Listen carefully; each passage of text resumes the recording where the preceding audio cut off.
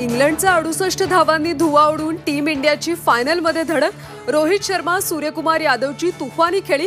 अक्षर कुलदीपच्या फिरकीसमोर इंग्लंडचे खेळाडू घायाळ। जगद्गुरू संत तुकाराम महाराजांच्या पालखीचा प्रस्थान सोहळा। सकाळी 9 ते 11 वाजेपर्यंत तुकोबांच्या पादुकांची महापूजा इनामदार वाडा या ठिकाणी पार पडणार। राज्यात लाडकी बहीण योजना लागू होणार। मुलींना उच्च शिक्षण मोफत मिळणार। आज राज्याच्या बजेटमध्ये मोठ्या घोषणांचा पाऊस। दुपारी 2 वाजता अजित पवार सादर करणार बजेट।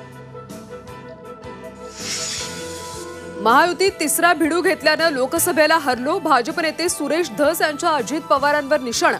भाजप नेते आणि प्रवक्ते बेलगाम झाले, त्यांच्या तोंडाला आवर घाला। अमोल मिटकरींचा पलटवार।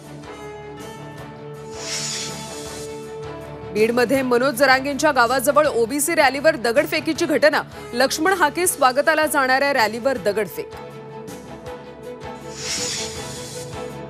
पंकजा मुंडेंची विधान परिषदेवर वर्णी लागण्याची शक्यता। लोकसभेतल्या पराभवानंतर पंकजा मुंडेंचं होणार पुनर्वसन, तर विधान परिषदेच्या 11 पैकी 5 जागांवर भाजप उमेदवार देण्याच्या तयारीत। विधानसभा निवडणुकीसाठी ठाकरे गट लागला कामाला। उद्धव ठाकरे 7 जुलैपासून राज्याच्या दौऱ्यावर। संसद अधिवेशनाचा आज तिसरा दिवस। पेपरफुटी प्रकरणावर लोकसभेत चर्चा होणार।